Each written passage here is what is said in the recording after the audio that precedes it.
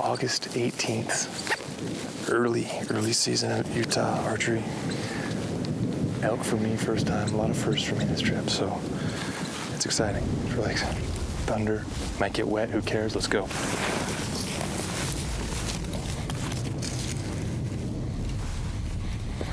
And I really was setting my sights on being in the woods and enjoying my time in the same area as elk for the first time ever.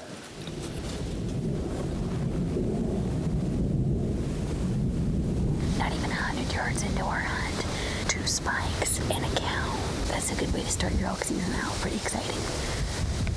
It's exciting to come here, and it is pre-rut, which, you know, man, I want to pick up my elk call so bad.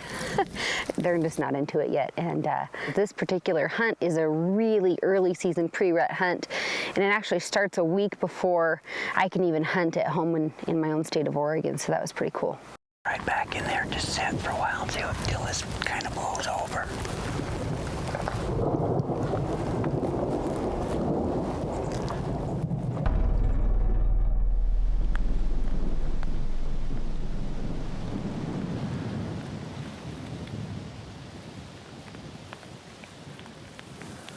This is my first elk hunt again, and it's been the top of my bucket list for a long time. Early season with the bow, realized kind of what I was getting into, but didn't care. You know, being from Southern California and kind of feeling a little trapped by that concrete jungle mentality, hating traffic, I jumped at the chance to go hunting. And I kind of dove in, but I didn't pretend to know too much. I kind of wanted to be a sponge, wanted to learn a little bit, wanted to have people teach me the right way to do it. And it's part of the job, but it's a part I really like, you know, still getting a job done, so. That's my first experience with elk in the wild. All I can feel is my heartbeat, my knees start shaking, and breathing shallow and rapid. I love it though, I love it.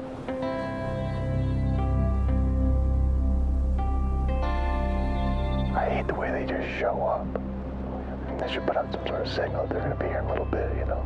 Something like that, put up a flare, you know, ETA, and get ready for it. Get my breathing under control.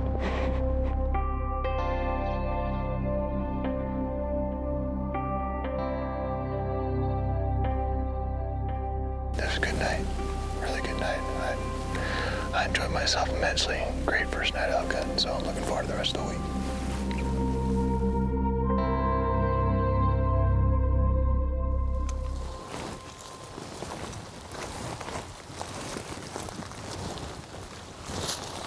You know, it's funny when you're in the woods, you might go all day long and not see anything and not hear anything and nothing's happening for you, and man, you'll have 5 minutes of action-packed, close encounters, adrenaline, and it's just enough to like hook you and make you want to come back every time. And so the day the season's over for me is the day I start looking forward to my next year, not next dream bull encounter, because it's, you know, it's just around the corner again.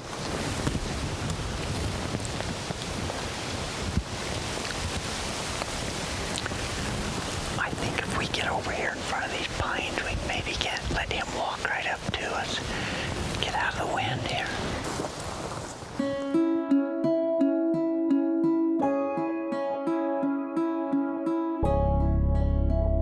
Two bulls spotted here. There's one's kind of a raghorn bull. We had him at 65 yards, but he's with another bigger bull.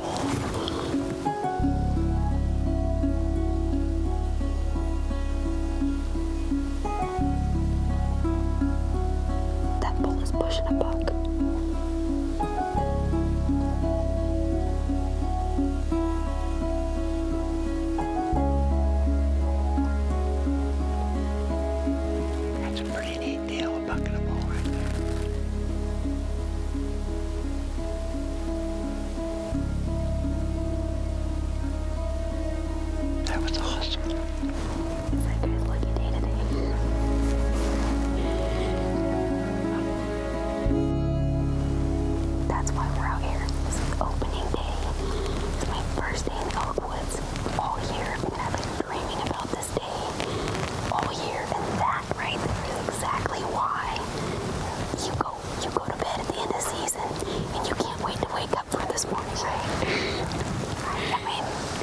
and we've only been in the woods an hour. Yeah, no bad day here. I'm not complaining, man. It's incredible. Yeah, it was awesome.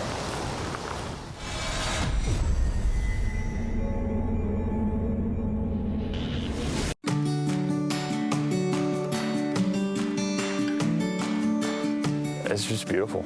It's gorgeous, stunning.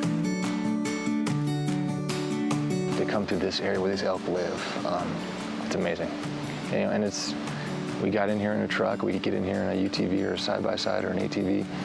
There's no reason to bring, you know, those vehicles all the way up into these areas so they can live side by side, and they can, you know, we can have areas like this that are amazing for animals, for big game and other animals, and still have, you know, hand-in-hand partnerships. So it's super important, and I'm proud to be a hunter and a conservationist, and to have partnerships like we do with RMEF and Yamaha. Right on the edge of this feeding area, we're kind of waiting. Fingers crossed they feed out here a little bit.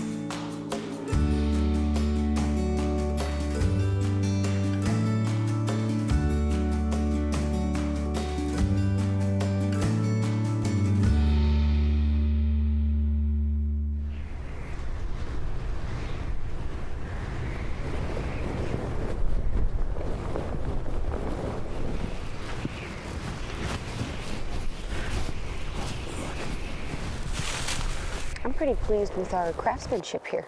You know, it is good. And if those bulls come out right there where they did last night, they are in trouble. That's right.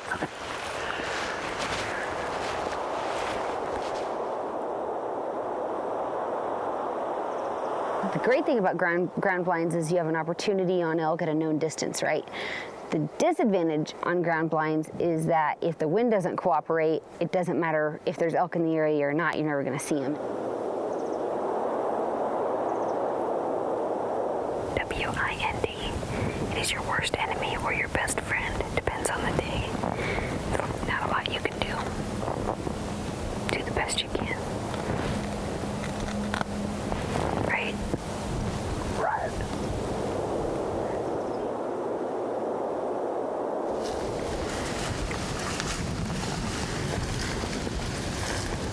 The great thing that happens with pre-rut, if you've done your scouting and you've done your homework, you really have the advantage of pattern.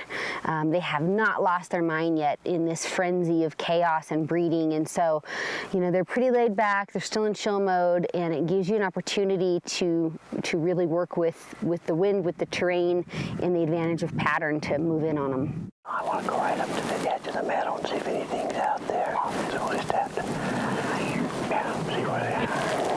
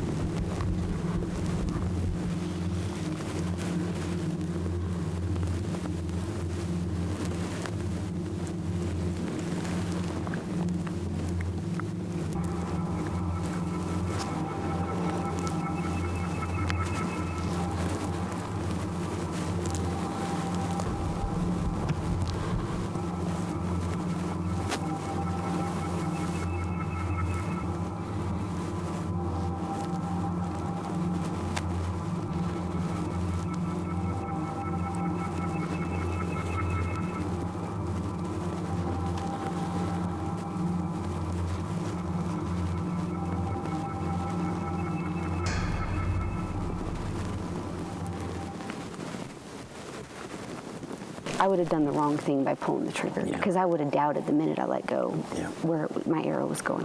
Man, if he wouldn't have been downhill from me this grass is just, with that downhill slope, the grass just covered everywhere I needed to be. I mean, lucky day for him, but wow. The old adrenaline junkie got her. I got my rush this morning.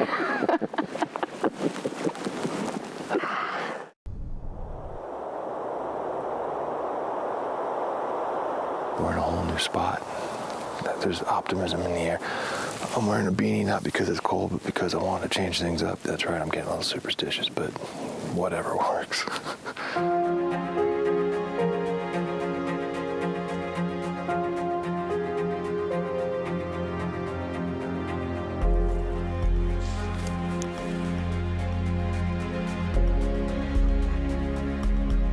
I just saw about 7 times more elk than I've seen in my life, and it's ridiculously cool.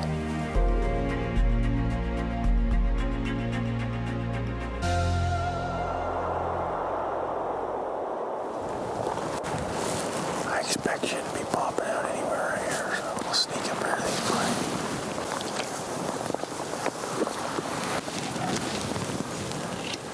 You still gotta be at 60, that log right there. 45. We're going up, here we go. One on the right's a little bit bigger. They're both about the same though.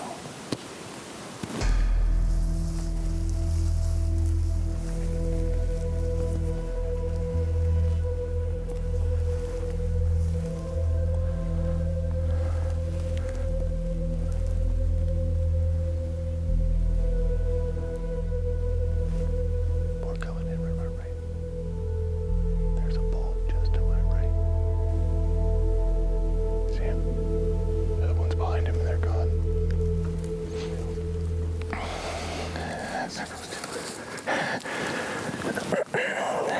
Should I have tried harder to get closer? They weren't big enough to be like, oh, okay. That helps me. That helps me a lot.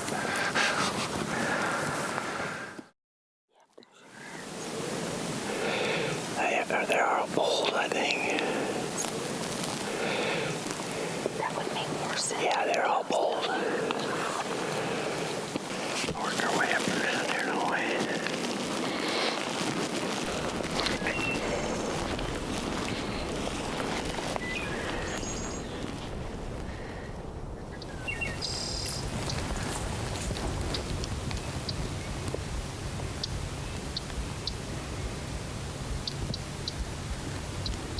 We're trying to kind of creep by this bull. He's not a shooter bull, just he's neat bull, but he's not a shooter.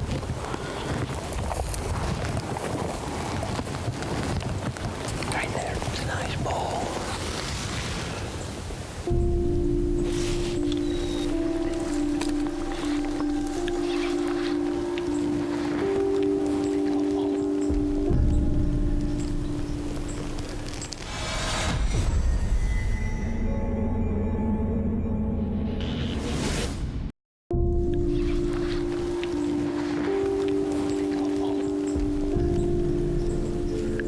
Okay, he's going. Right there, right there. 50 yards.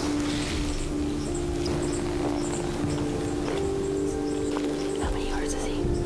45.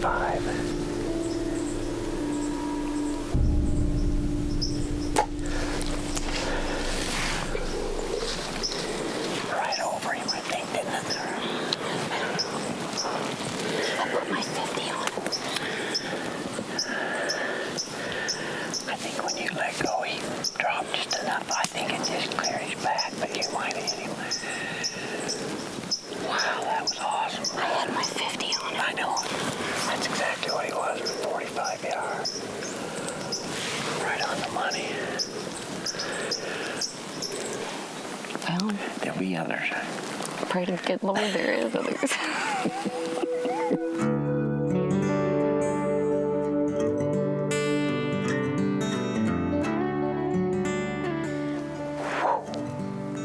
Right over his back.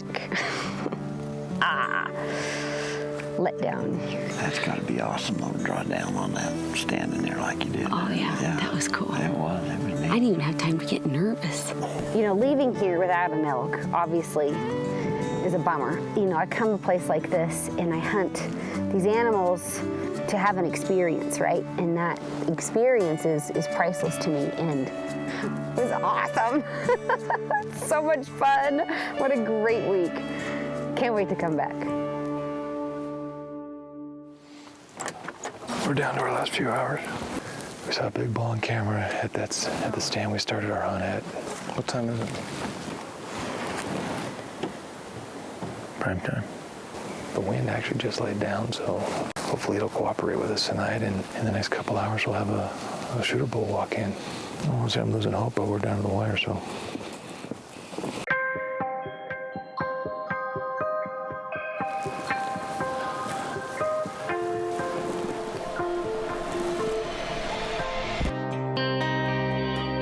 Just get ready. Can you get a stand up with you, shooter? He's a small 6. We can get him right. We're gonna walk towards him. You are. Look away right now. 60.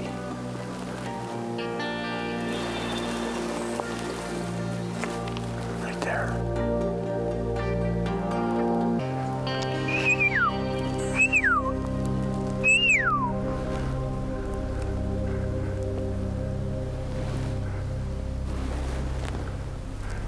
Shoot.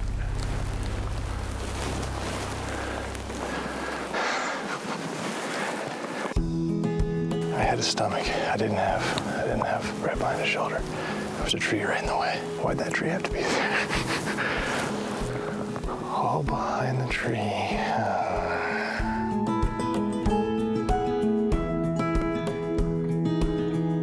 For me, I'm gonna go home feeling I had a successful experience here, and I want an early season archery hunt again. Absolutely, I want a chance to do this again. Would I want to see what elk do in the rut, or maybe have a rifle in my hands when a monster bull's at 150 yards? Yes, I want that to happen too. So, you know, I just want to keep experiencing this type of fun elk hunting. Sat the last few hours and didn't see anything else. So, all in all, still an awesome trip for me. First elk hunt. It's scary to think that the stuff like this in the future, if we don't do things right, might not be available to our, the next generation. So it can't be understated just how important, the work that RMEF does. We're glad to be a part of that and to be able to aid in it in any way we can. I just hope that one day I can come and share this kind of thing with my boys too.